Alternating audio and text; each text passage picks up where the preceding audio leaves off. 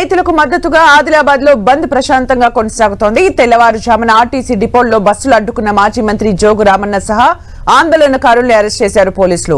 బంద్ కు వ్యాపార సంస్థలు స్వచ్ఛందంగా మద్దతు పలికారు. కేంద్ర రాష్ట్ర ప్రభుత్వ రంగ సంస్థలైన నాఫెడ్, మార్క్ఫెడ్ లు ఎలాంటి ఆంక్షలు లేకుండా రైతుల వద్ద ఉన్న సోయా పంటను కొనుగోలు చేయాలని డిమాండ్ చేస్తోంది అఖిల పక్షం. బంద్ పై పూర్తి డీటెయిల్స్ మా ప్రతినిధి ప్రేమ్ సాగర్ అందిస్తారు. రైతు పోరుబాటులో భాగంగా బీఆర్ఎస్ పిలుపునిచ్చిన ఆదిలాబాద్ బంద్ ప్రశాంతంగా కొనసాగుతుంది. తెల్లవారుజామున 4 గంటలకే ఆర్టీసీ డిపోల ముందు బీఆర్ఎస్ కానీ అటు రైతుకు సంబంధించిన వివిధ పక్షాల నేతలంతా కూడా బస్సులు బయటకు రాకుండా అడ్డుకున్న పరిస్థితి. అందరినీ కూడా పోలీసులు అరెస్ట్ చేసి మా వల్ల పోలీస్ స్టేషన్కి తరలించారు. ఈ నేపథ్యంలోనే బస్సులు కాసేపటి క్రితమే ప్రారంభమైనప్పటికీ వ్యాపార సంస్థలన్నీ కూడా పూర్తిగా మూతపడ్డ పరిస్థితి. అంబేద్కర్ చౌక్ పెద్ద వ్యాపార సముదాయం ఇదంతా కూడా 10 గంటల సమయం దాటినా కూడా ఇంకా వ్యాపార సంస్థలు ఏవి కూడా తెరుచుకోని పరిస్థితి మనకు చాలా స్పష్టంగా కనిపిస్తుంది. ఖరీఫ్ సీజన్ ప్రకారం దాదాపు 7,20,000 క్వింటాల పత్తిని ప్రభుత్వం అటు నాఫెడ్, కేంద్ర ప్రభుత్వ సంస్థ అయిన నాఫెడ్ కావచ్చు, రాష్ట్ర ప్రభుత్వ సంస్థ అయిన మార్క్ఫెడ్, ఈ 2 సంస్థలు కొనుగోలు చేయాల్సింది ఉంది. వాటి లక్ష్యాన్ని కూడా నిర్దేశించి పెట్టుకున్నారు.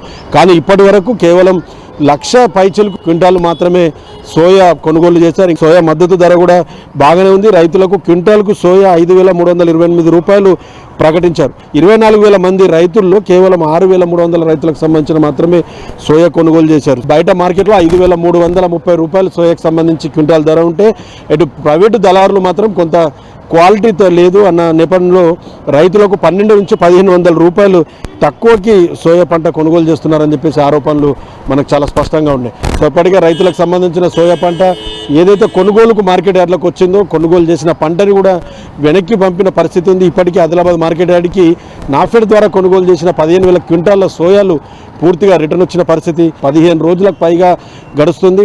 ఇటు బేలా మార్కెట్ యార్డు, ఆదిలాబాదు, ఇచ్చోడ, బోత్ లాంటి మార్కెట్ యార్డులో రైతులు రాత్రి పూట ఎప్పుడు సోయా కొనుగోలు కొంటారన్న దానిపైన పడిగాపులు కాస్తున్న పరిస్థితి ఉంది. కొన్న సోయా పంటని కూడా ప్రభుత్వం క్వాలిటీ లేదు, రంగు మారిందని చెప్పేసి ఈ నెపంతో పూర్తిగా రిటర్న్ పంపిస్తున్న పరిస్థితి ఉంది. సో వాస్తవానికి కేంద్ర ప్రభుత్వ రంగ సంస్థ అయిన నాఫెడ్ కానీ రాష్ట్ర ప్రభుత్వ రంగ సంస్థ అయిన మార్క్ఫెడ్ ద్వారా పూర్తిగా సోయాలు కొనుగోలు చేయాల్సిన పరిస్థితి కనిపిస్తుంది.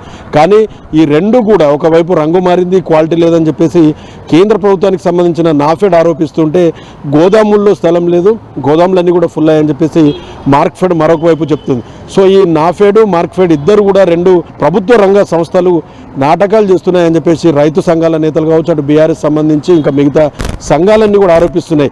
ఎందుకంటే సోయా చాలా పెద్ద మొత్తంలో పండింది. రైతులకు వర్షాభావ పరిస్థితుల వల్ల పూర్తి స్థాయిలో ఈసారి కొంత దిగుబడికి సంబంధించి బాగానే వచ్చినప్పటికి కూడా క్వాలిటీ లేదు. సో కొంత తేమ శాతం కానీ రంగు మారిన పంట పూర్తిగా రైతుల చేతికొచ్చిన పరిస్థితుల్లో వారిని ఆదుకోవాల్సిన సిచ్యువేషన్ చాలా ఉంది. లేని పక్షాన రైతులు చాలా ఇబ్బంది పడే అవకాశం కనిపిస్తుంది.